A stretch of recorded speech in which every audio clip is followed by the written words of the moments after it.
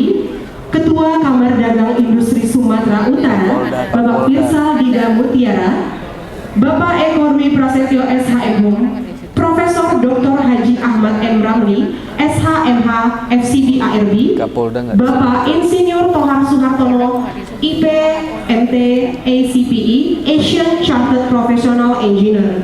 Dan kita juga sudah kedatangan tamu kehormatan, yaitu yang kami hormati Kepala Kepolisian Daerah Sumatera Utara, Bapak Irjen Pol Agung Setia Imam Effendi, SH SIK MSI.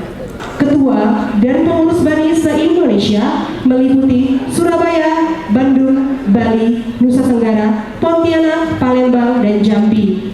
Arbiter BANI se-Indonesia, Forum Komunikasi Pimpinan Daerah Kota Medan, para Bapak Ibu Ketua Pengadilan Negeri Sewilayah Hukum Pengadilan Tinggi Medan, Bapak Ibu Dekan dan Sivitas Akademika Fakultas Hukum Ekonomi Teknik dari UNSU, UMA, UMSU, WISU, UNPAD, Universitas Dharma Wangsa, Amir Hamzah, HKBP Nomensen, Yayasan Pendidikan Geraha Kirana, Batuta, Cutnya di Medan, UPH, dan UNPRI.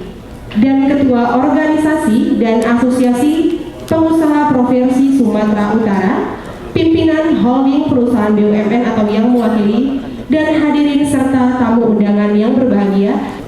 BANI didirikan tepat pada tanggal 30 November 1977 oleh Kamar Dagang dan Industri Indonesia dan dikelola oleh Dewan Pengurus dan diawasi oleh Dewan Pengawas dan Dewan Penasihat yang terdiri dari tokoh-tokoh masyarakat dan sektor bisnis.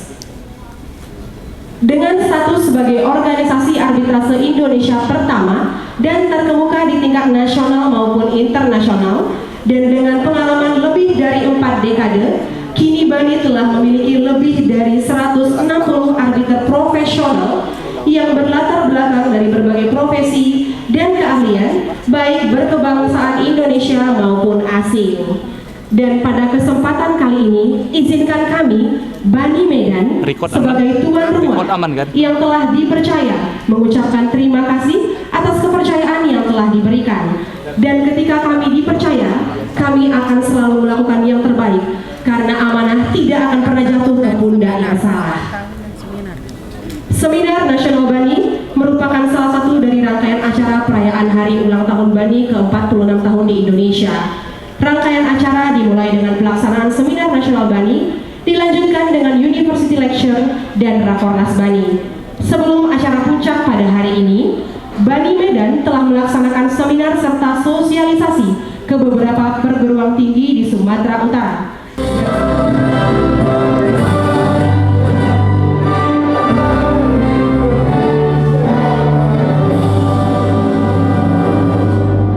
Hadirin disilakan duduk kembali.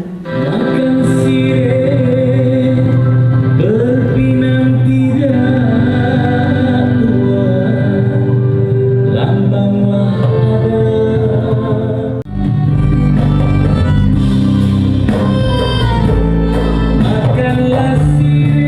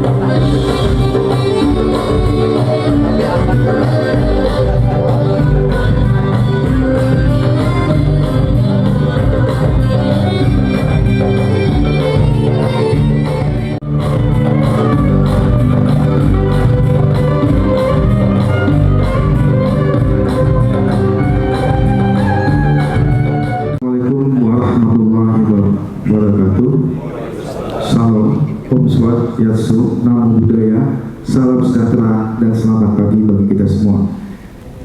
Yang kami hormati Ketua Bani Arbitration Center Bapak Dr. Anangga Wirostiono Esa, LLM, FCBA, dan Sekretaris Jenderal Bani Arbitration Center Ibu Dr. N. Krisnawenda, MSI, MH, FCBA, dan jajaran pengurus, penasihat serta pengawas Bani yang hadir pada hari ini. Yang kami hormati Bapak PJ Gubernur yang hari ini diwakili oleh Bapak Insinyur Muhammad Arman Effendi Pohan selaku asisten hukum dan pemerintahan Provinsi Sumatera Utara. Kemudian yang kami hormati Ketua Pengadilan Tinggi Medan Bapak Dr. Pandasunang SAMH dan para Ketua Pengadilan Negeri Sumatera Utara yang tidak kami dapat sebutkan satu persatu. Kemudian yang kami hormati Bapak Kapolda, Irjen Pol Agung Setia Imam Effendi dan jajarannya yang bersedia hadir pada hari ini, Bapak Kajati, Kepala OJK, kemudian Bapak Ketua Kadin Sumatera Utara, Bapak Firsa Tidak Mutiara, kemudian yang kami hormati Ketua Bani Medan, para Ketua Bani wilayah se-Indonesia dan jajarannya yang hadir pada hari ini. Kemudian ada Bapak Rektor, Bapak Dekan Fakultas Hukum Universitas yang ada di Medan. Kemudian para pengurus Bani, guru besar, narasumber seminar pada hari ini, para pelaku usaha, asosiasi mahasiswa, advokat dan asosiasi advokat dan asosiasi notaris yang hadir, dan Bapak Ibu hadirin dalam perorangan ini, yang kecil tidak disebutkan namanya dan yang besar tidak disebutkan gelarnya. Bapak Ibu sekalian, pertama-tama sekali mari kita mengucapkan syukur kehadirat Allah SWT, Tuhan yang Maha Kuasa, yang pada hari ini dapat memberi kita kesehatan, dapat berkumpul di ruangan ini mengikuti rangkaian acara HUT Bani ke-46, dan hari ini kita melaksanakan seminar nasional dengan tema penyelesaian sengketa bisnis arbitrase di era digital. Perkenankan kami melaporkan kegiatan pada hari ini yang merupakan rangkaian peringatan HUT ke-46 Bani, dan Bapak Ibu sekalian, bagi perwakilan Bani wilayah Bani Arbitration Center, kami mengucapkan selamat datang di Kota Medan.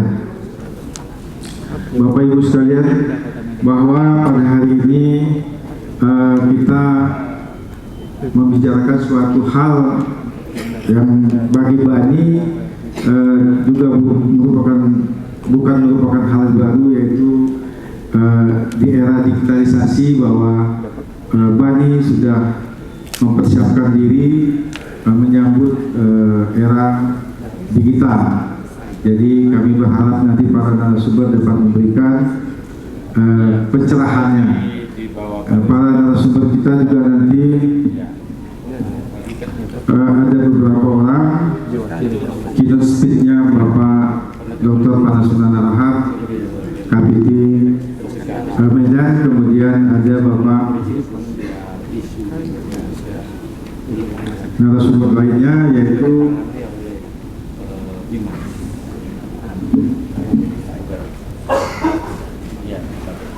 Bapak Firsa Mutiara dari Ketua Kadin Medan, Ketua Kadin Sumatera Utara, Prof. Joni Emerjon, SAM Hum, Ketua Bani Palembang, Bapak Eko Dwi Prasetyo SMH dari Bani Arbitration Center, kemudian Bapak Profesor Dr. Haji Ahmad Ramli SMH FDK Bani Arbitration Center, kemudian ada Prof. Wala Adolf, Bapak Tohar Sudiro. Mungkin demikian laporan singkat kami. Semoga Bapak Ibu sekalian dapat mengikuti acara ini sampai dengan selesai. Demikian, wassalamualaikum warahmatullahi wabarakatuh.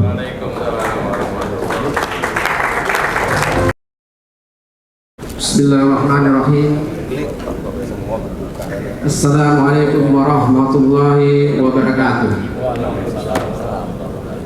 Yang saya hormati Bapak PLT Gupsu, dalam hal ini diwakili oleh Bapak Effendi Pohan. Yang saya hormati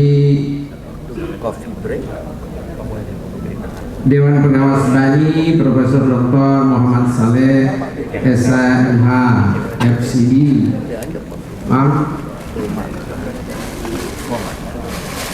Irjen Polisi Agung Setia Imam Effendi SK MSI yang telah berhadir, yang kemarin saya jemput langsung,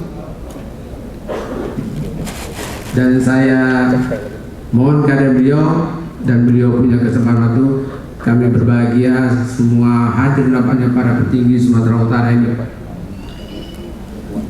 Bapak Ketua PT, Bapak Dr. Panusuan SMH, ini juga sebelumnya saya ajak sebagai narasumber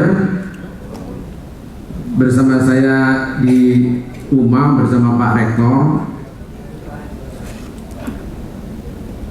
Bapak para ketua pengadilan dan hakim se-Sumatera Utara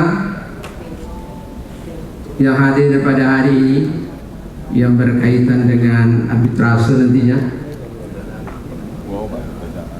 Kemudian Bapak Wakajati Pak Sarifudin SMH yang sudah lama bertugas di Sumatera Utara.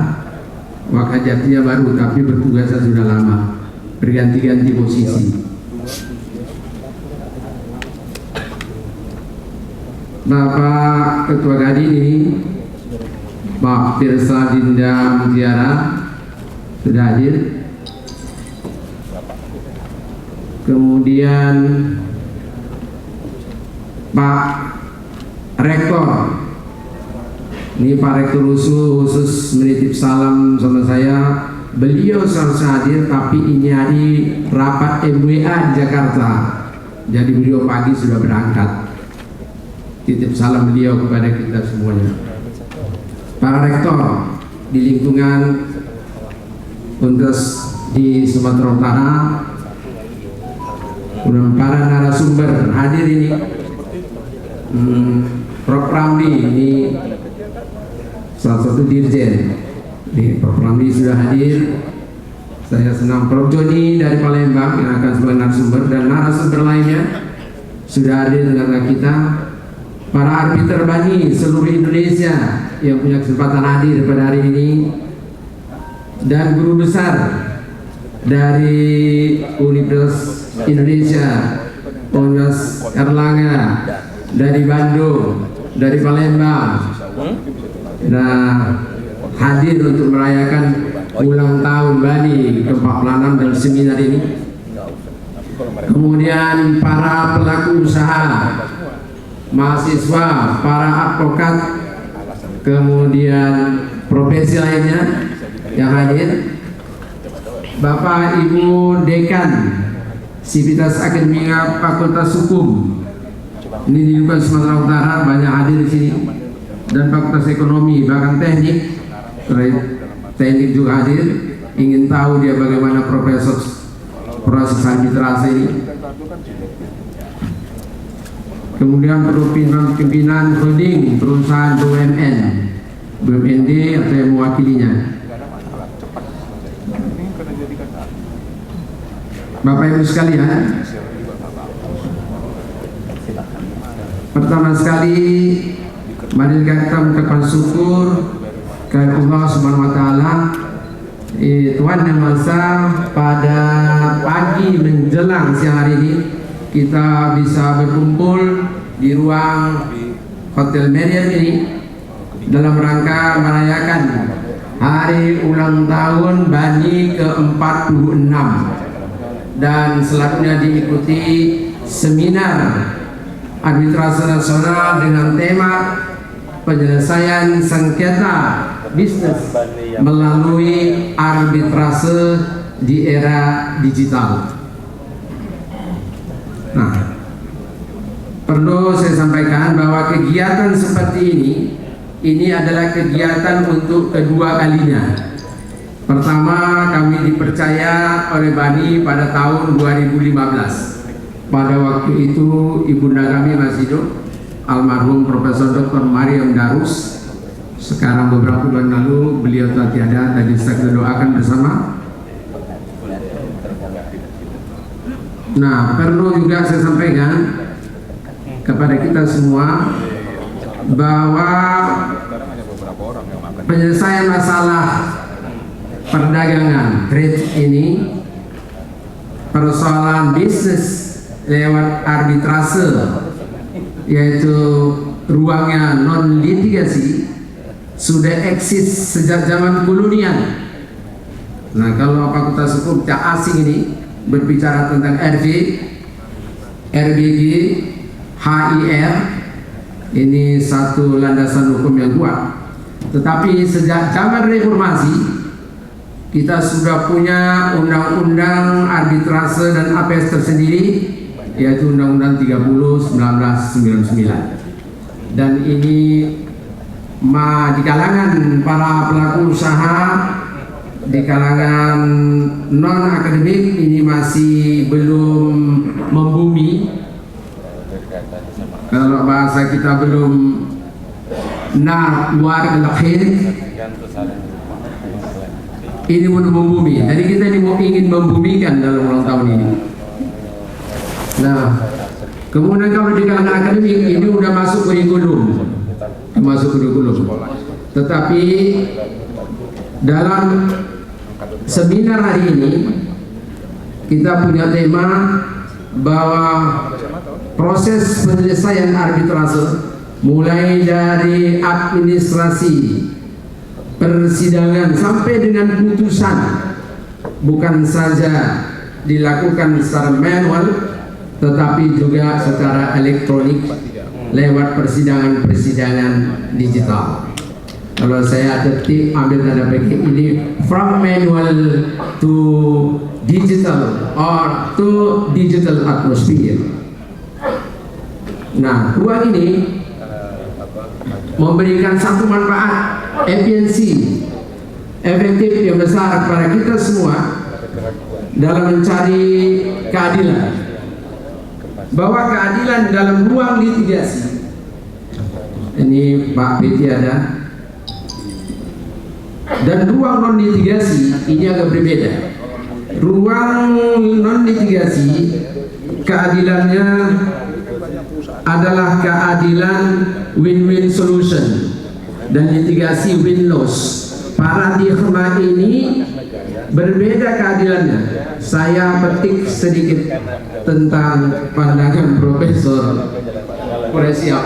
Kalau keadilan non litigasi itu dengan istilah Bilqis, kalau keadilan litigasi nama bil adl. Jadi ruang yang berbeda, tapi sama-sama mencari keadilan. Dalam kesempatan ini saya ingin menyampaikan bahwa ada khiyam dalam satu filsafat alam ini, bahwa esensi dari pengelolaan manajemen itu tergantung kepada manusianya. Dan ada khiyam ini juga sama dengan ada khiyam yang dinamakan all depends on man. Semuanya tergantung manusia. BANI ini hari akan mengelola lebih maju bahwa pengelolaan arbitrase tergantung pada trust, morality, good faith, and comply with arbitration award. Dan ini yang menjadi catatan kita, bukan saja BANI-nya tapi juga semua yang masuk di ruang, yaitu pelaku usaha. Peran pengadilan dalam era digital sangat penting, terutama Pak Ketua Pengadilan Tinggi nanti menyampaikan keynote speakernya. Akhirnya sekali lagi kami seluruh pengurus Bani Medan mengucapkan selamat ulang tahun Bani yang ke-46. Semoga Allah Tuhan Maha Kuasa memberikan rahmat, melindungi Bani dan berjalan ke depan. Amin ya rabbal alamin. Demikian, mohon maaf lahir batin segala kekurangan baik penerimaan kami maupun dalam perilaku kami dalam pelaksanaan ulang tahun dan seminar hari ini. Wabillahi taufiq wal hidayah. Assalamualaikum warahmatullahi wabarakatuh. Shalom, Om Swastiastu, Namo Buddhaya, salam kebajikan. Horas Bapak Kepala Bidang Hukum Politik dan Pemerintahan. Terima kasih Pak Ketua Pengadilan Tinggi yang saya hormati, yang hadir di sini juga saya hormati Pak Wakajati, yang saya hormati Ketua Bani Publication Center Bapak Dr. Anang Dawi, kemudian yang saya hormati Bapak Dewan Pengawas Bani Publication Center Prof. Dr. Muhammad Saleh, yang saya hormati Ketua Bani Medan Prof. Tan Kamilu, yang saya hormati Kepala Kadin Sumut Bapak Firzal dan seluruh hadirin. Saya dengar para hakim juga hadir, Bani dari beberapa provinsi hadir di sini. Sekali lagi saya ucapkan selamat datang di Kota Medan. Semoga Bapak nyaman di sini selama perjalanan sampai di Hotel Cili Marriott ini di tengah kota. Yang kalau Bapak lihat sekitarnya, saya ingin sampaikan bahwa perkembangan dari perhitungan crowd accounting yang kami pasang di beberapa perempatan ini ada peningkatan lalu lintas yang setiap minggunya naik 24-26%. Sehingga mohon maaf agak macet sedikit. Tentu kami akan kelola ini untuk supaya Bapak bisa menikmati Kota Medan dengan segala macam kulinernya, terutama tidak ada yang tidak enak, yang ada enak dan enak sekali. Untuk mengatakan ini Medan Boom, nah, ini jadi trademark yang bisa positif, bisa negatif. Tapi saya ingin tegaskan, mari kita bangun ini baru Medan. Untuk kita menentukan bahwa kita semua intelek di bidang bisnis, intelek di bidang sosial budaya, dan intelek di bidang hukum untuk bisa memanfaatkan berbagai macam sarana atau saluran yang ada terkait dengan permasalahan yang kita hadapi. Kami merasa kalau kami setiap hari harus melaporkan ke Mabes Polri itu ada catatan yang perlu kita sampaikan ke forum ini. Medan atau Sumatera Utara merupakan provinsi dengan angka gangguan kamtipas yang sangat tinggi.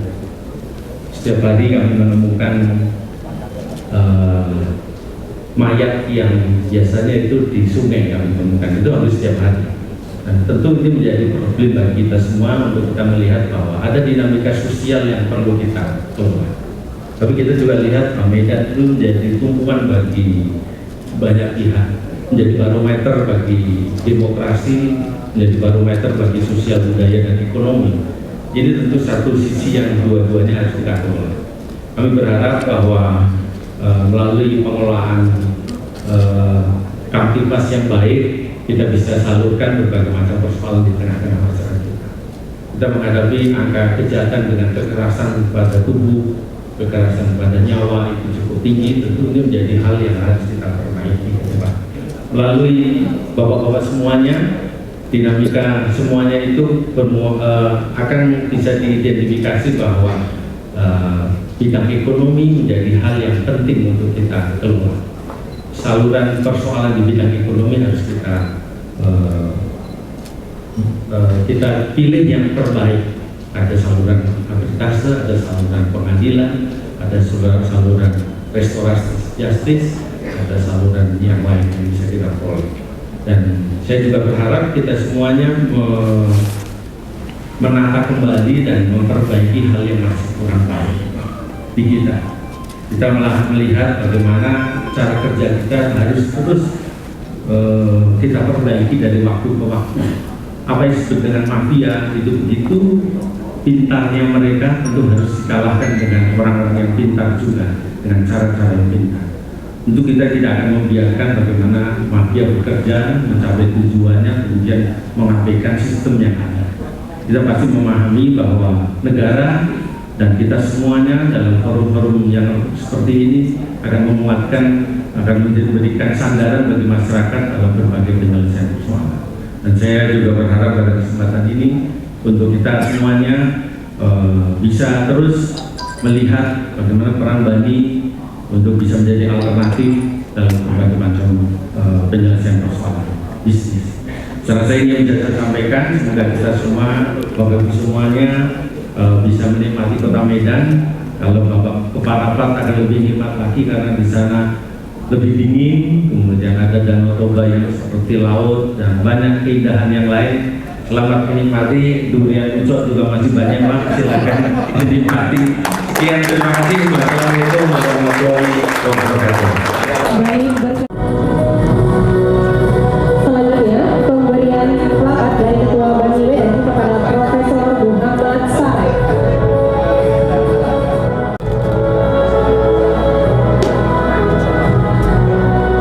Baik, Bapak dimohon berkenan. Mohon izin sekali lagi, Bapak Ibu, potongan saya pandu. 3, 2, 1. Oke, baik, terima kasih kami ucapkan. Hari ini disilakan duduk kembali dan para tamu kehormatan kami persilakan untuk kembali ke tempat.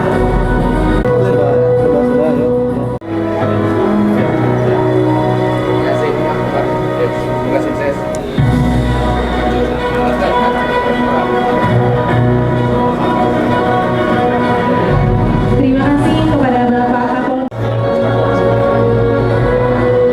Baik, kami mengucapkan terima kasih dan selamat jalan kepada Wakil Kepala Kejaksaan Tinggi Sumatera. Selamat pagi Bapak-Bapak dan Ibu-Ibu. Assalamualaikum warahmatullahi wabarakatuh. Salam sejahtera untuk kita semua. Yang saya hormati pejabat Gubernur Sumatera Utara yang dalam hal ini diwakili oleh staf ahli Gubernur bidang hukum, politik dan pemerintahan, Insinyur Muhammad Arman Effendi Pohan MSI, Bapak Kapolda Sumut Irjen Pol Agung Setia Imam Effendi SH SIK MSI, Wakajati Sumut yang diwakili oleh Bapak Muhammad Syarifuddin SH Ketua Pengadilan Tinggi Medan Bapak Dr. Farsulan Halhab SHMH,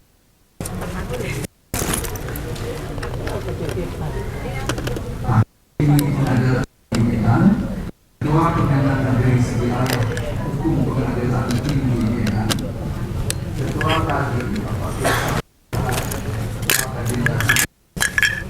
rekan-rekan saya Dewan Pengawas Bani dan penasehat Bapak Tan Kamero, Ketua Panitia dan peserta jajaran pengurusnya, rekan saya Ketua Daripada Pengurus Bani Wilayah lainnya, para pembicara sekaligus rekan-rekan ahli Bani dan para hadirin sekalian yang saya hormati.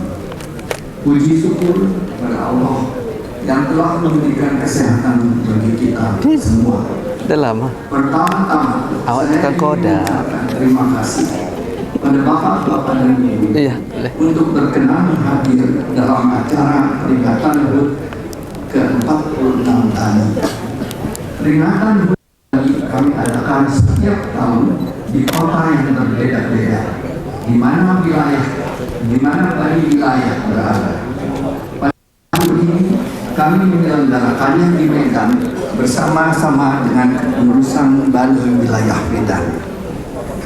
Dalam rangka peringatan ini, HUT Bani telah dilaksanakan acara seminar yang dilaksanakan secara tatap muka dan melalui virtual yang diadakan di Bandung, Surabaya, dan Palembang. Dengan penuh rasa syukur kepada Allah, Bani dapat tetap diberi kesempatan untuk menjadi suatu badan penyelesaian sengketa melalui arbitrase di Indonesia selama 46 tahun. Atas prakarsa kami, pada tahun 1977, untuk pertama kalinya di Indonesia dibentuk suatu badan arbitrase sebagai suatu badan alternatif penyelesaian sengketa di luar pengadilan. Sebagaimana juga di negara lain di dunia, untuk penyelesaian sengketa bisnis di luar pengadilan atas prakarsa kamar dagang di negara tersebut dibentuk suatu badan arbitrase yang bersifat independen. Sebelum saya lanjutkan, saya ingin meluruskan mengenai anggapan bahwa penyelesaian sengketa transaksi bisnis melalui arbitrase sering disalahartikan hanya penyelesaian sengketa bisnis skala besar. Padahal sesuai dengan anjuran pemerintah, kami juga menerima permohonan penyelesaian sengketa bisnis skala kecil dan menengah. Selama 46 tahun, telah banyak penyelesaian sengketa bisnis melalui arbitrase di Indonesia dilakukan melalui Bani. Namun demikian, perjalanan Bani selama ini tidaklah mudah dan lancar. Banyak hambatan-hambatan yang harus dihadapi Bani untuk mendapatkan kepercayaan dari para pebisnis bahwa Bani dapat membantu menyelesaikan sengketa bisnis sebagai suatu badan yang bermartabat dalam memberikan putusan yang adil dan benar bagi para pihak yang bersengketa.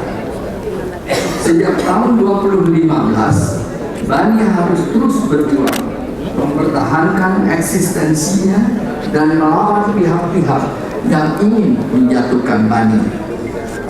Dengan penuh rasa syukur kepada Allah, permasalahan tersebut terselesaikan dalam bulan November 2021, di mana Mahkamah Agung telah mengabulkan permohonan peninjauan kembali yang terjadi. Dengan penuh semangat, kami melaksanakan kembali tugas-tugas kami agar penyelesaian sengketa arbitrase berjalan kembali tanpa hambatan. Namun ternyata kita semua dihadapkan pada timbulnya pandemi COVID yang memberi dampak pada seluruh kegiatan di negara ini, termasuk melaksanakan sidang-sidang arbitrase.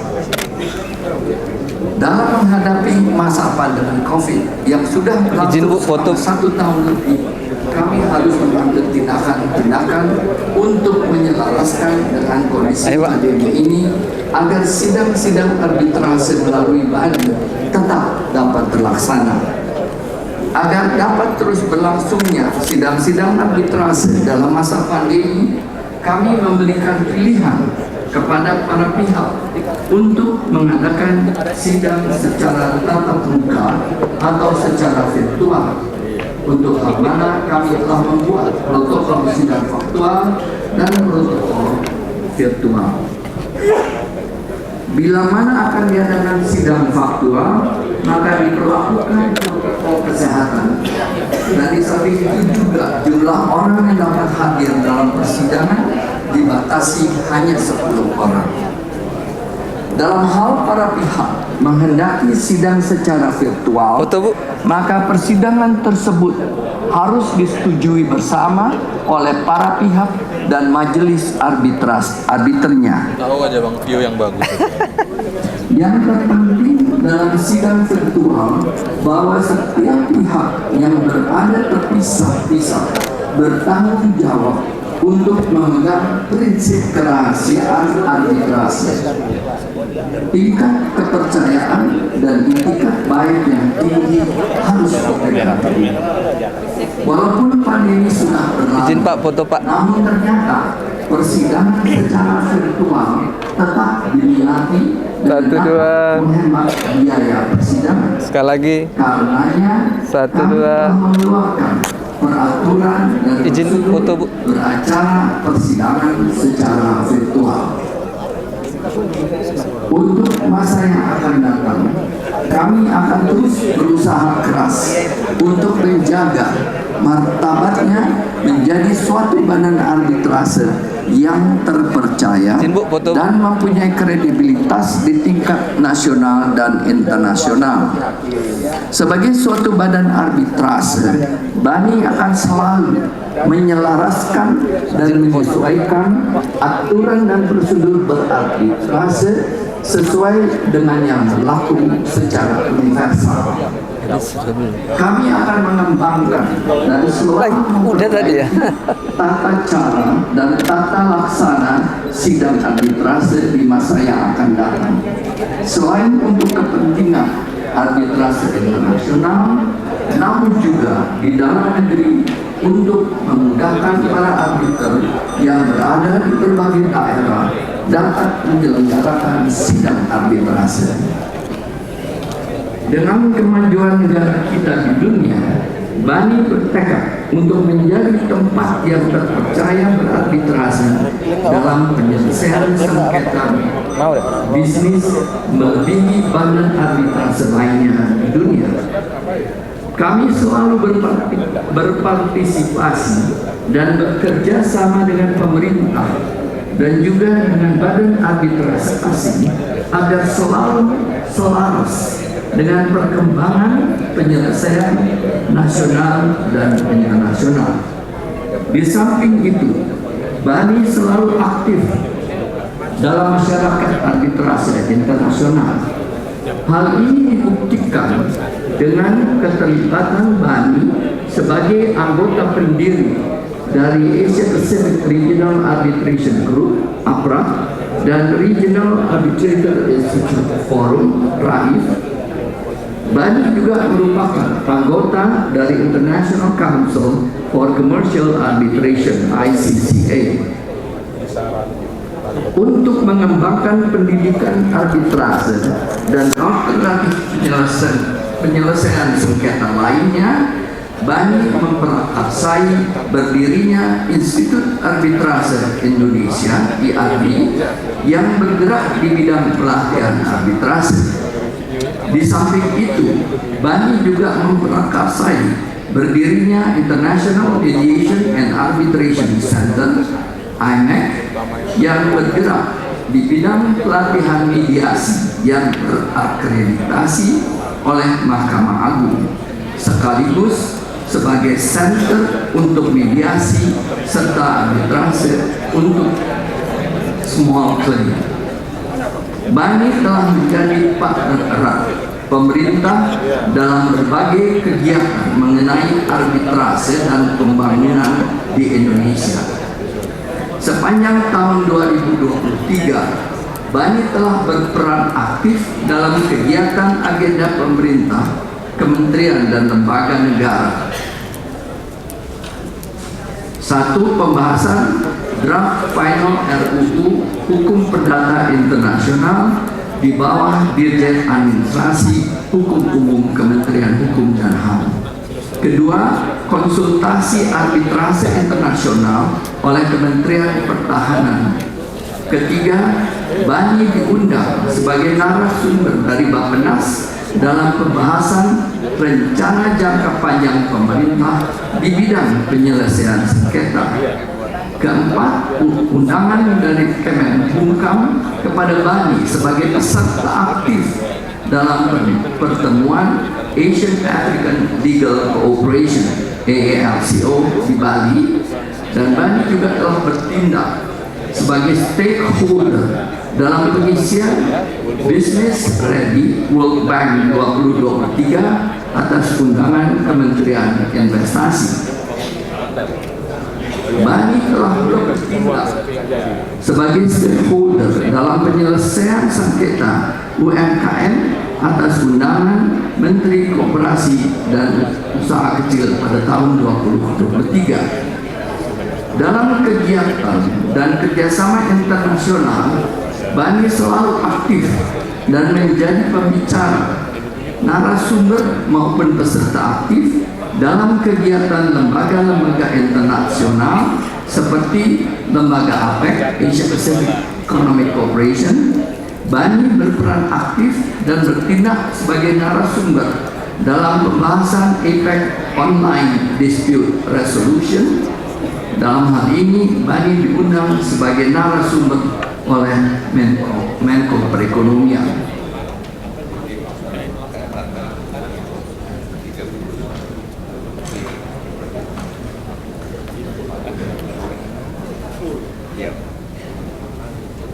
BANI juga diundang oleh United Nations for Women dan disponsori sebagai peserta aktif dalam pembahasan online dispute resolution, khususnya untuk pengusaha UMKM di Bangalore, India.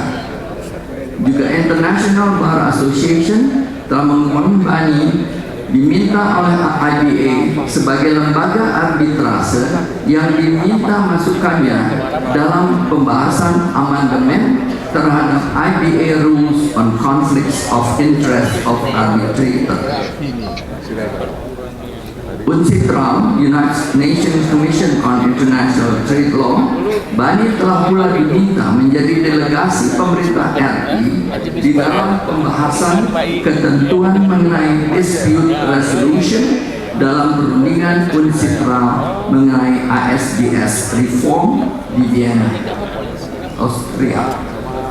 Di samping kegiatan-kegiatan kementerian, lembaga negara, dan lembaga-lembaga internasional di atas, secara internal, BANI terus mengevaluasi dan mengembangkan peraturan-peraturan prosedur arbitrase dan peraturan prosedur arbitrase secara elektronik, online dispute resolution. Evaluasi dan pengembangan ini terus BANI lakukan guna mengadaptasi dan mengadopsi perkembangan praktek arbitrase di dalam dan di luar negeri. Kami mohon bantuan dan dukungan bapak-bapak dan ibu-ibu sekalian agar BANI merupakan badan arbitrase bermartabat dan terpercaya. Saat ini BANI sedang merancang dan mengembangkan platform untuk menyelenggarakan online dispute resolution (ODR) yang mudah-mudahan dapat segera kami selesaikan. Apabila terdapat kekurangan dan kesalahan dalam penyelenggaraan acara, kami mohon maaf setulusnya. Sekali lagi terima kasih atas kehadiran bapak-bapak dan ibu-ibu pada acara Hari Ulang Tahun BANI ke-46, baik secara tatap muka maupun secara virtual. Semoga keselamatan, kasih sayang, dan berkah Tuhan melingkupi kita semua. Wassalamualaikum warahmatullahi wabarakatuh. Terima kasih.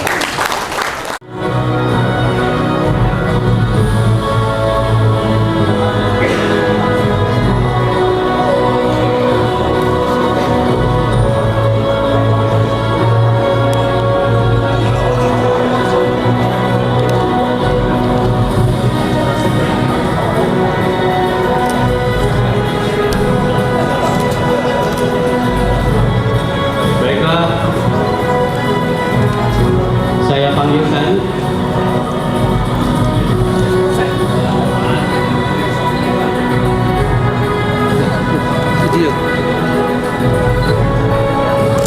Oke, Bapak Anangga, kami persilakan untuk memotong tumpangnya.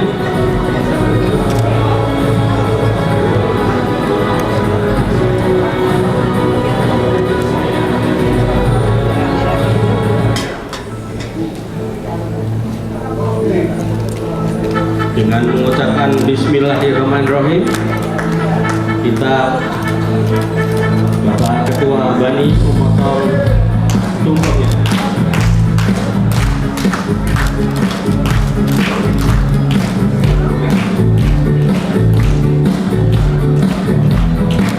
Maju lagi bisa nggak?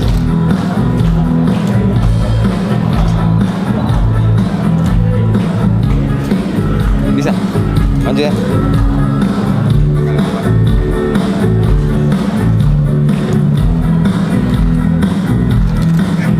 Kepada Bapak Pejabat Gubernur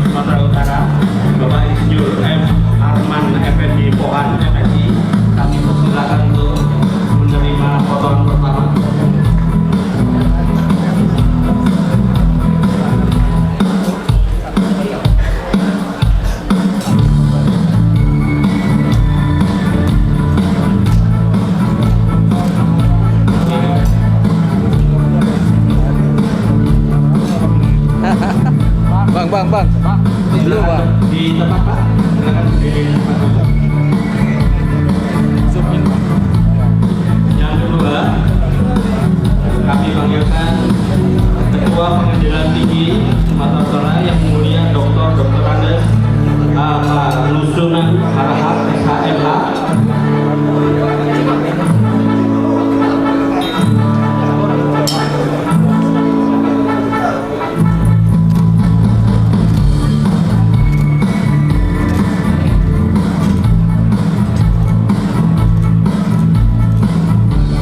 Berikutnya kami panggil Ketua Kadinda Sumut Bapak Firsal Mutiara.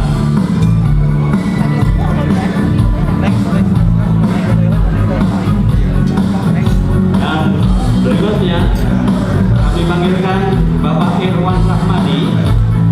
Beliau adalah putra dari Profesor Bekti Ketua Bani pertama. Pak Irwan Rahmadi.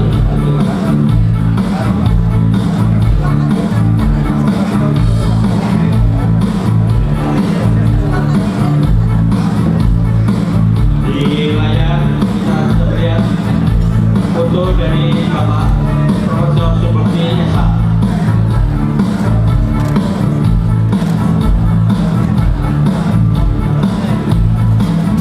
Berikutnya adalah putra dari Bapak Hussein Umar, Ketua Bani keempat yang sudah kokoh datang tapi berhalangan. Jadi kita lanjutkan.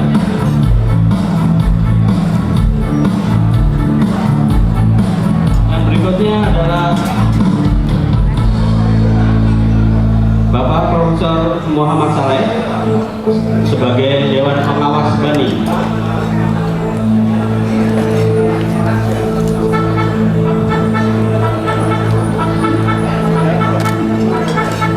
Yang berikutnya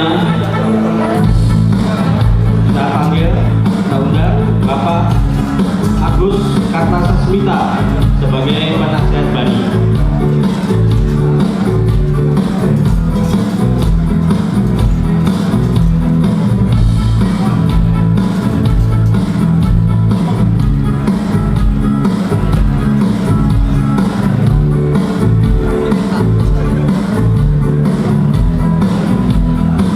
Yang berikutnya kami undang Profesor Ahmad Ramli sebagai penasihat Bani.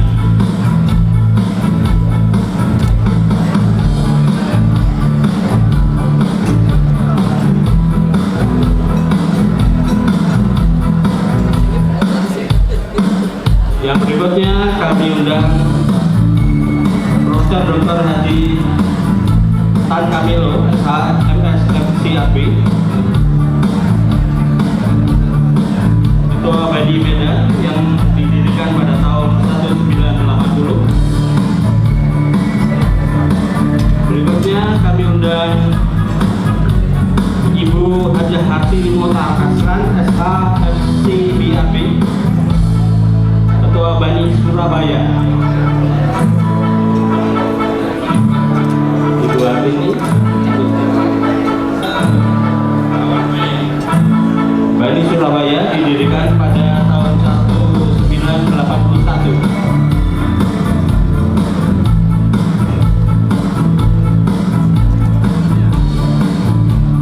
Yang berikutnya kami undang Ketua Bani Nusra, Dr. Andes Ida Bagus KD Perdana MM.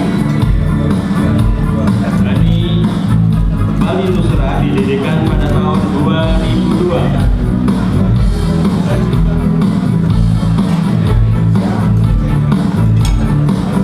Berikutnya kami undang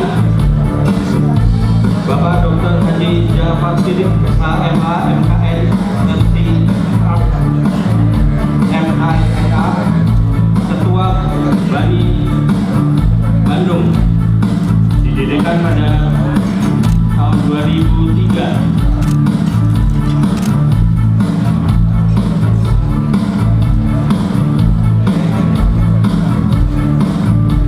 Bapak Jafar Siddiq, silakan.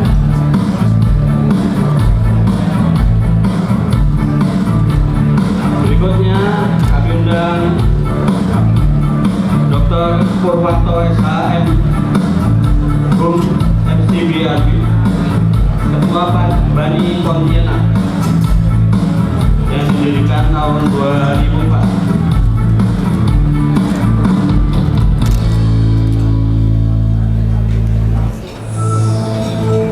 Berikutnya kami undang Profesor Dr. Johnny Emerson SH MHum SDBR, Ketua Bani Palembang yang didirikan pada tahun 2007.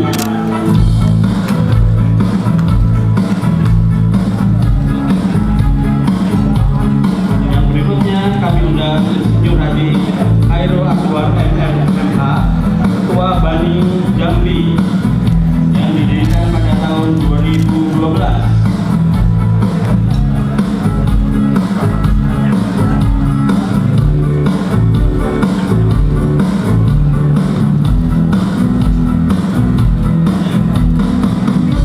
Lanjutkan dengan foto bersama.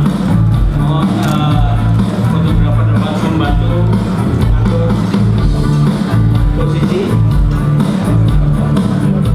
Kami persilakan untuk menyalakan tumpeng bersama dan menikmati kambing.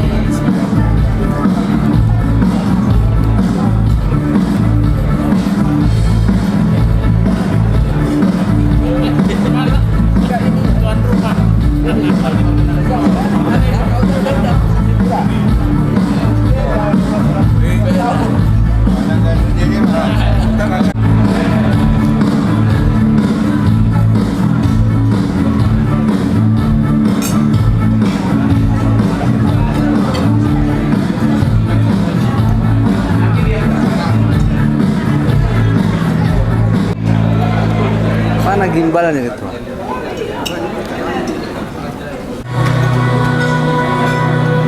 Baik Bapak Ibu hadirin yang kami hormati, acara akan kita lanjutkan dan marilah kita Insinyur Muhammad Arman Effendi Pohon MSI disilakan.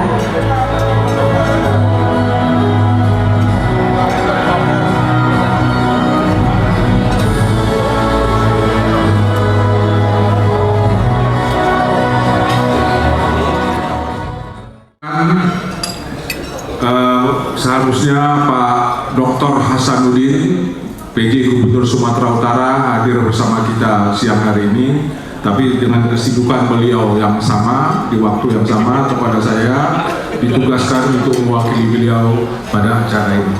Mari sama-sama kita mendengar sambutan beliau pada acara Seminar Nasional Badan Arbitrase Nasional Indonesia hari ini di JW Marriott. Assalamualaikum warahmatullahi wabarakatuh. Selamat pagi, saudara peserta bagi kita sekalian yang saya hormati, Bapak Ketua Bani Arbitration Center, Ketua Bani Medan beserta seluruh jajaran, yang mulia Ketua Pengadilan Tinggi Sumatera Utara, para narasumber pada kegiatan seminar ini, para peserta seminar dan seluruh hadirin yang berbahagia. Pertama, marilah kita panjatkan puji syukur kepada Tuhan Yang Maha Kuasa. Berkat rahmat dan anugerahnya kita dapat berkumpul dalam acara Seminar Nasional Bani dengan tema Peran Bani sebagai lembaga penyelesaian sengketa bisnis melalui arbitrase atau alternative dispute resolution dalam era digital. Pada kesempatan ini, atas nama pemerintah Provinsi Sumatera Utara, kami menyampaikan terima kasih dan selamat datang kepada seluruh peserta yang hadir untuk mengikuti acara ini. Tadi pada saat penerimaan tumpeng hadir dari Bani wilayah-wilayah Sumatera dan di luar Sumatera.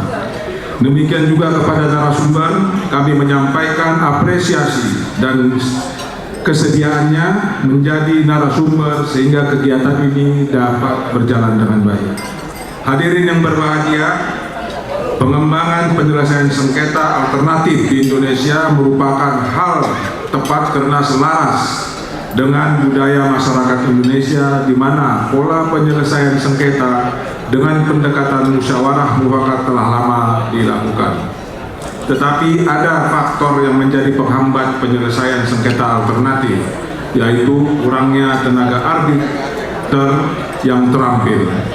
Ada beberapa hal yang menjadi alasan mengapa penyelesaian sengketa alternatif sangat dibutuhkan, yaitu Satu, sebagai upaya meningkatkan daya saing dalam mengundang penanaman modal ke Indonesia, di mana kepastian hukum dan ketersediaan sistem penyelesaian sengketa yang efisien dan reliable merupakan faktor penting agar investor asing mau menanamkan modalnya di Indonesia. Kedua, adanya tuntutan masyarakat terhadap mekanisme penyelesaian sengketa yang efisien dan mampu memenuhi rasa keadilan. Yang ketiga, upaya untuk mengimbangi meningkatnya daya kritis masyarakat yang dibarengi dengan tuntutan berperan serta aktif dalam proses pembangunan, termasuk pengambilan keputusan terhadap urusan publik. Dan yang keempat, menumbuhkan iklim persaingan sehat bagi lembaga peradilan, di mana kehadiran lembaga penyelesaian sengketa alternatif dan kuasai pengadilan akan menjadi pembanding dalam bentuk lembaga penyelesaian sengketa, sehingga mendorong lembaga penyelesaian sengketa tersebut meningkatkan citra dan kepercayaan masyarakat. Terakhir, sebagai langkah antisipatif membendung derasnya arus perkara mengalir ke pengadilan. Hadirin yang berbahagia, adapun beberapa hal yang kami harapkan dalam acara ini adalah: pertama, kegiatan seminar nasional BANI ini diharapkan mampu meningkatkan kemampuan para arbiter. Kedua, kegiatan ini juga akan menjadi media membangun koordinasi dan komunikasi antar pemerintah Provinsi Sumatera Utara dengan pengurus BANI wilayah Medan, sehingga kendala dalam mengembangkan penyelesaian sengketa alternatif di Indonesia, khususnya di Provinsi Sumatera Utara, dapat diatasi. Ketiga, para arbiter dapat menjunjung tinggi etika profesi dalam melaksanakan tugas dengan komitmen yang tulus kepada diri sendiri serta Tuhan Yang Maha Esa. Terakhir, demikianlah sambutan ini kami sampaikan. Kami sangat mengapresiasi atas pelaksanaan acara ini. Kiranya semoga Tuhan Yang Maha Kuasa memberikan kemudahan dan kelancaran agar seminar nasional ini yang diinisiasi oleh Badan Arbitrase Nasional Indonesia dapat memberikan manfaat bagi kita semua. Sekian dan terima kasih. Wassalamualaikum warahmatullahi wabarakatuh. Kita akan hitung secara bersama-sama.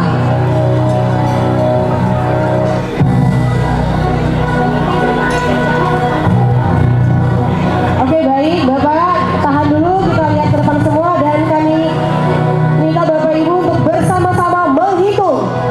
3, 2, 1. Baik, kita berikan tepuk tangan yang meriah untuk pembukaan acara seminar BANI dalam rangka hari ulang tahun BANI ke-46 tahun. Dan dengan ini, seminar BANI telah resmi dibuka. Assalamualaikum warahmatullahi ta'ala wabarakatuh. Selamat pagi menjelang siang. Om Swastiastu, Namo Buddhaya, salam kebajikan. Yang saya hormati Ketua BANI Advocacy Center beserta seluruh jajarannya, baik Dewan Penasihat, Dewan Pengurus, dan Dewan Pengawas. Yang saya hormati pengurus BANI Medan beserta seluruh jajarannya yang tidak dapat saya sebutkan namanya satu persatu, rekan-rekan saya, Forum Komunikasi Pimpinan Daerah Sumatera Utara, kabupaten kota yang hadir, dan seluruh pelaku usaha lokal maupun nasional yang hadir saat ini, pengurus BANI seluruh Indonesia yang hadir dari beberapa daerah, dan yang saya hormati Dewan Penasihat Profesor Dr. Muhammad Saleh yang juga adalah mantan Wakil Ketua Mahkamah Agung Republik Indonesia. Ada Profesor Ramli, guru saya juga, Profesor Wala Adol, kemudian Sivitas Akademika Hukum yang tidak saya sebutkan satu persatu, para praktisi, para hakim tinggi dan ketua penegri Sumatera Utara, para advokat, para mahasiswa dan panitia penyelenggara yang tidak dapat saya sebutkan satu persatu. Besar tak disebut gelar, kecil tak disebut nama. Hari ini saya diberikan kehormatan untuk sebagai pembicara. Sebetulnya salah alamat ini.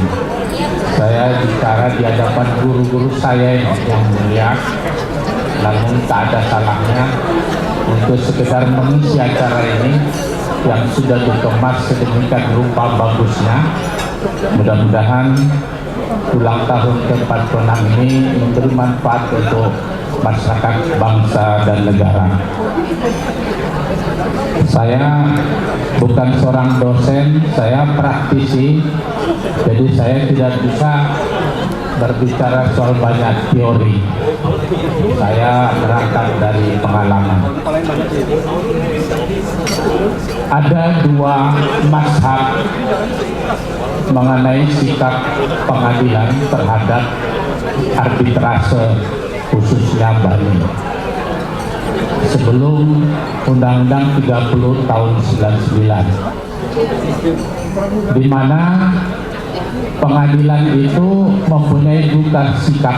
Yang pertama adalah mengakui adanya kewenangan absolut badan arbitrase jika ditentukan di dalam perjanjian yang telah mereka buat menggunakan arbitrase, sehingga pengadilan menyatakan tidak berwenang. Ini mazhab yang pertama. Dan mohon maaf saya terpaksa duduk di sini Bapak karena gangguan kesehatan. Mazhab yang kedua, bahwa sekalipun ada perjanjian arbitrase, tetapi pengadilan tetap berwenang. Ya, ada sikap yang kedua ini. Kenapa demikian? Pertama, bahwa perjanjian arbitrase itu adalah didasarkan sebagai sumbernya perjanjian, sedangkan pengadilan itu sumbernya adalah undang-undang, sehingga undang-undang itu dianggap lebih tinggi dari sumber perjanjian. Sekalipun 1338 menyatakan bahwa perjanjian yang dibuat secara sah berlaku sebagai undang-undang, tapi bukan undang-undang, dia diperlakukan. Sehingga sekalipun dia ada perjanjian, pengadilan itu tetap berwenang. Maka kita lihat dua mazhab ini muncul di dalam beberapa putusan pengadilan. Analog dengan ini adalah tentang penggunaan pasal 118 ayat 4 dan 142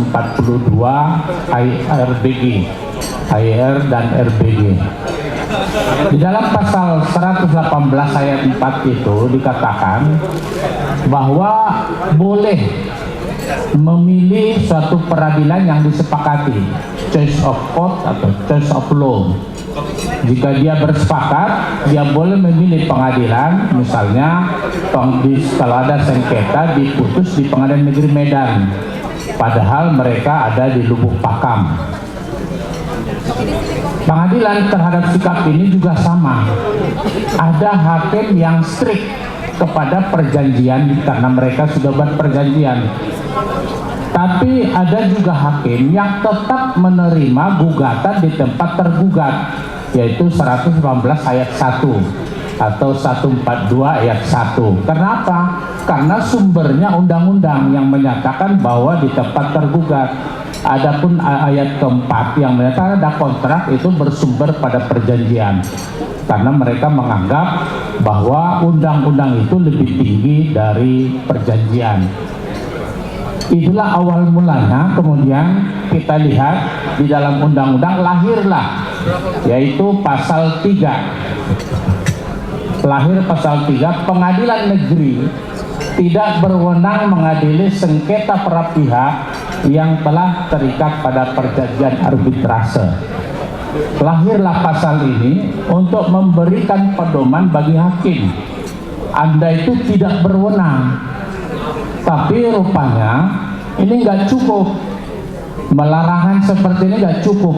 Orang-orang Indonesia itu kan kalau kita larangan sekali, itu main-main itu, kira-kira begitu. Lalu dibuat lagi di pasal berikutnya, coba ditampilkan lagi, adanya suatu perjanjian arbitrase tertulis meniadakan hak para pihak untuk mengajukan ke pengadilan negeri. Jadi sudah dua larangannya. Itu artinya larangan keras. Kalau tadi baru sekedar peringatan, sekarang diperkeras lagi dengan dua larangan itu. Tapi tidak cukup juga, masih dilarang lagi dalam pasal berikut.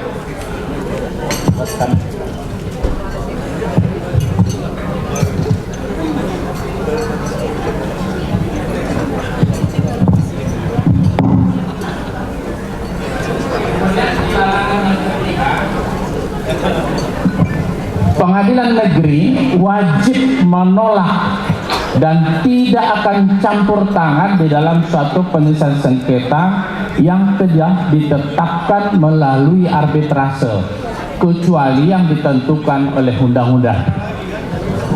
Jadi tiga larangan inilah sebagai sikap antisipasi terhadap selama ini adanya mazhab yang masih mengadili perkara arbitrase karena alasan dua hal tadi, karena undang-undang itu lebih tinggi dari perjanjian. Berdasarkan adanya tiga larangan itu, maka dapat diketahui bahwa peran dan pengadilan, peran kewenangan pengadilan terhadap arbitrase sangat terbatas, limited, tidak lagi seluas yang dulu. Yaitu apa? Hanya dalam dua hal.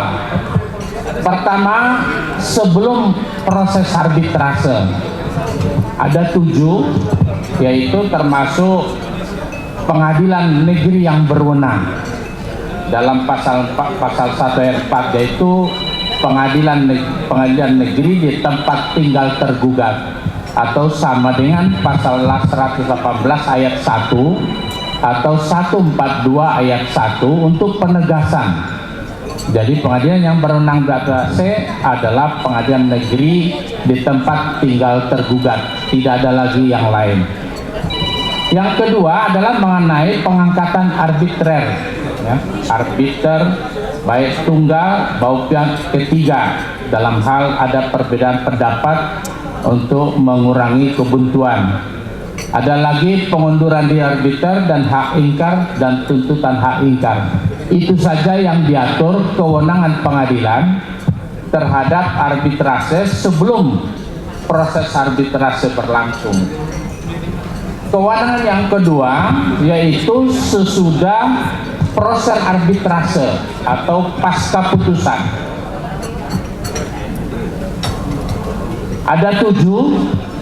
Pertama, pengesampingan putusan arbitrase di pasal 62 dan 72. Kedua, mengenai pembatalan putusan arbitrase 70-71. Mengenai pendaftaran, pengakuan dan pelaksanaan eksekusi. Upaya hukum kasasi terhadap penolakan pengadilan dalam pengakuan pelaksanaan putusan arbitrase internasional. Kemudian mengeluarkan atau mengeluarkan pendaftaran arbitrase.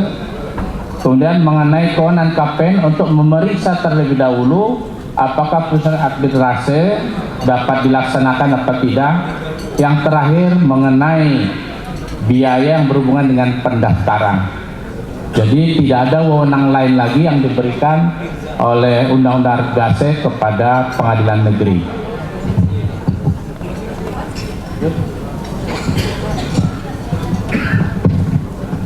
Saya merasa bersyukur bahwa arbitrase Kota Medan dipimpin oleh Prof. Kamelo, kebetulan sangat sedikit perkaranya Bapak. Jadi kami hanya menerima 3 perkara selama 5 tahun ini, dan semuanya dari BPSK, bukan dari BANI. Jadi mengurangi beban kami Pak, ya, mengurangi beban kami di pengadilan. Sekarang kita lihatlah bagaimana perkara eksekusi di pengadilan. Ada jumlahnya sini.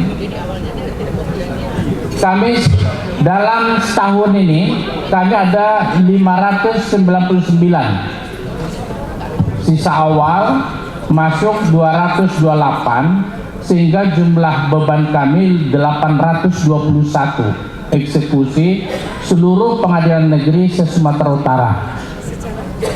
Kemudian yang sudah dilaksanakan sisanya adalah 683. Jadi kalau Bapak masukkan lagi perkara arbitrase, itu buat pening rekan-rekan ketua pengadilan ini. Jadi alhamdulillah sekarang kami masih bertahan di eksekusi putusan pengadilan biasa, baik juga hak tanggungan maupun fidusia.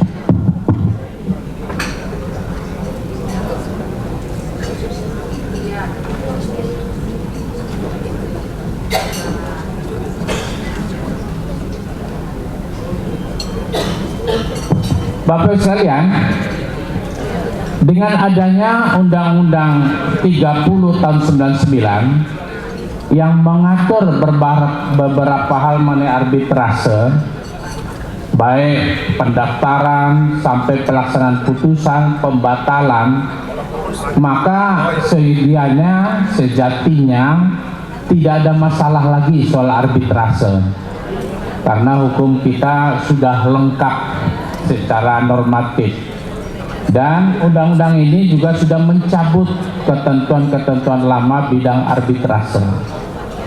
Sekarang kita lihat bagaimana praktek di peradilan. Ada penetapan Pengadilan Jakarta Selatan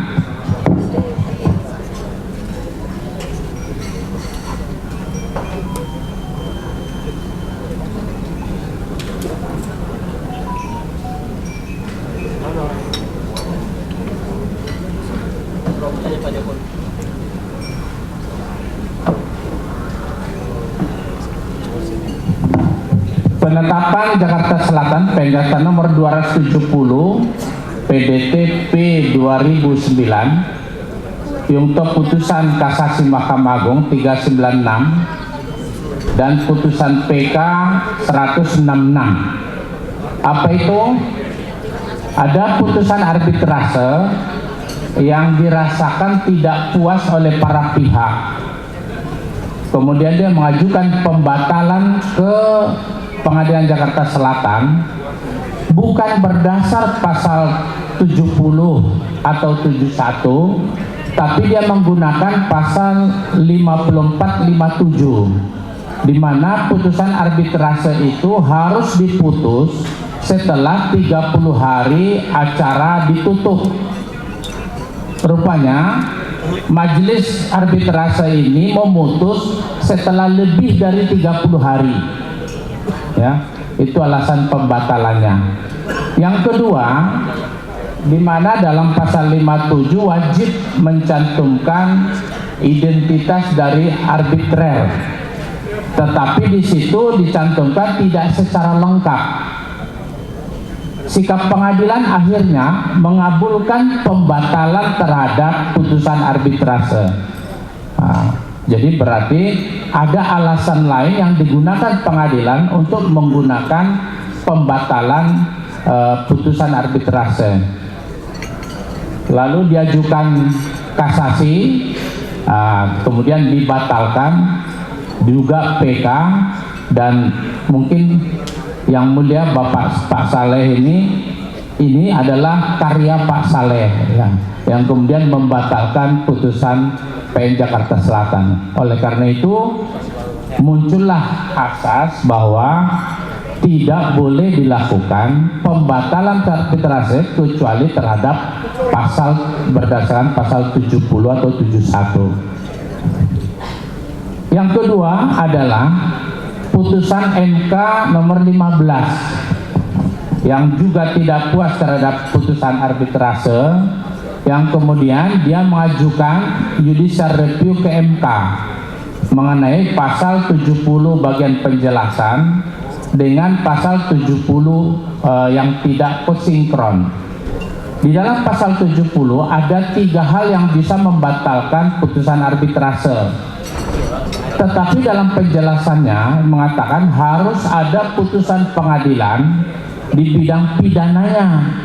Nah, jadi ini kontradiksi dan di dalam putusan MK ternyata dikabulkan, sehingga penjelasan pasal 70 itu lagi tidak mempunyai daya pengikat. Jadi kalau ada hakim lagi yang masih berpedoman pada adanya putusan pidana, itu sudah terlambat informasinya.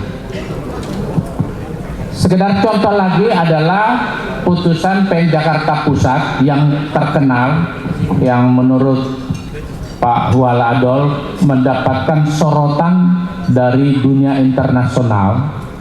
Itu juga putusan arbitrase Jenewa tahun 2000 sampai sekarang 2023, 23 tahun belum bisa dieksekusi. Ya, ini juga menjadi keprihatinan kita. Kenapa tidak bisa dieksekusi? Memang kebetulan pada waktu diajukan permohonan ini saya menjadi hakim di PN Jakarta Pusat. Nah, pada waktu dia diputusannya oleh Pak Heri dan beberapa rekan, itu juga menjadi bahan pelajaran bagi kita. Karena apa? Karena putusan arbitrase itu di dalam undang-undang kita harus mendaftarnya ab arbitrer atau kuasa arbitrer. Tapi putusan arbitrase itu tidak didaftarkan oleh arbitrer, tapi didaftarkan oleh kuasa pihak, yaitu Sudargo Gautama. Sebab kalau dia tidak daftarkan, dia tidak bisa batalkan, sehingga pada waktu itu terjadi polemik, pengadilan tidak mau mendaftarkan. Kemudian ketua pengadilan minta fatwa dari ketua pengadilan tinggi waktu itu Pak Ridwan Nasution. Pak Ridwan setelah mempelajari ternyata tidak ada sanksi, ya, tidak ada sanksinya, sudah daftarkan saja. Maka Karahabodas kemudian didaftarkan, ya. Selanjutnya diajukan pembatalan, kemudian dikabulkan oleh pengadilan negeri, tapi dibatalkan oleh kasasi maupun PK. Apa yang menarik di sini? Yang menarik adalah bahwa putusan arbitrase yang sejatinya final and binding, dia lebih cepat, lebih murah, tetapi dari praktek-praktek ini ternyata banyak kendala yang dihadapi di lapangan. Apa saja yang menjadi kendalanya? Minta dilanjut.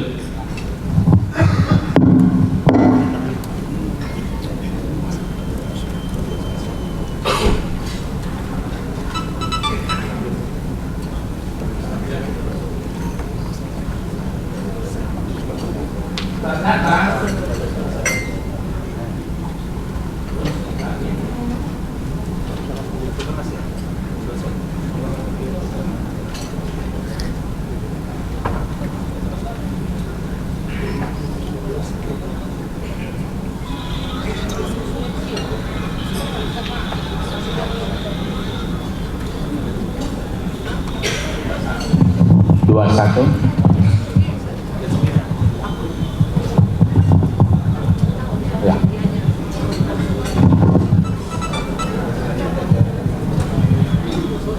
Jadi proses pasca putusan arbitrase itu ada 4 tahap, ya, yang diatur dalam pelaksanaan putusan arbitrase.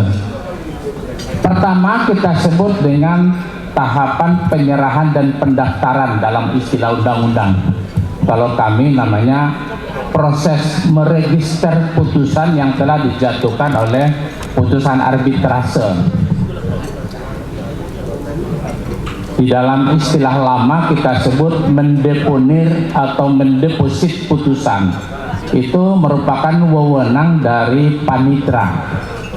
Panitra mendaftarkan, kemudian keluar akte pendaftaran, undang-undang menyebut akte penyerahan.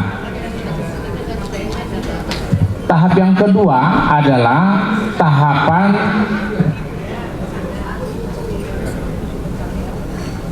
coba dibuka lagi.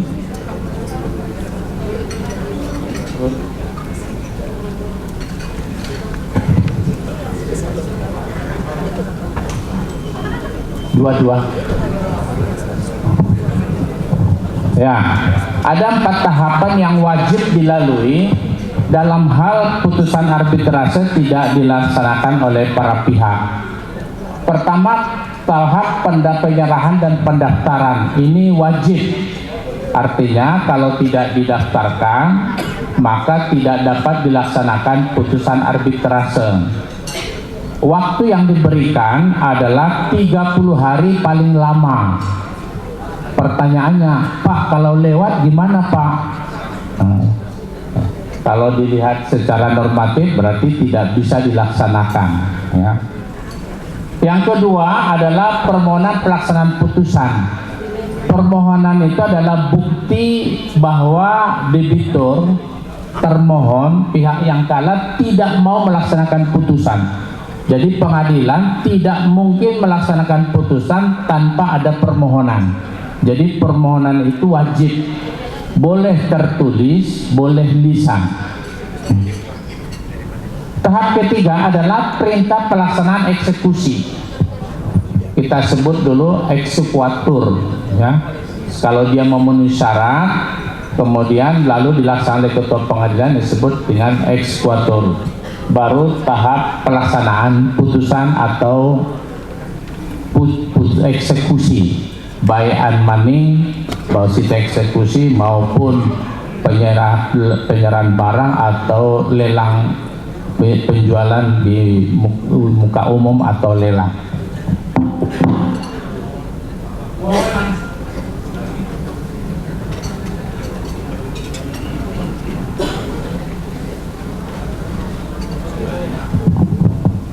Ini tugas penting dari ketua pengadilan dan wajib dilakukan ketika menerima putusan arbitrase.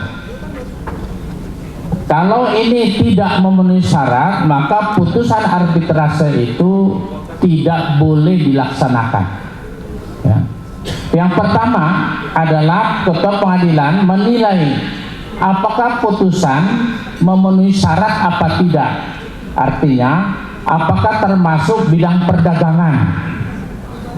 Ada 6: perniagaan, perbankan, bidang keuangan, penanaman modal, haki, dan industri.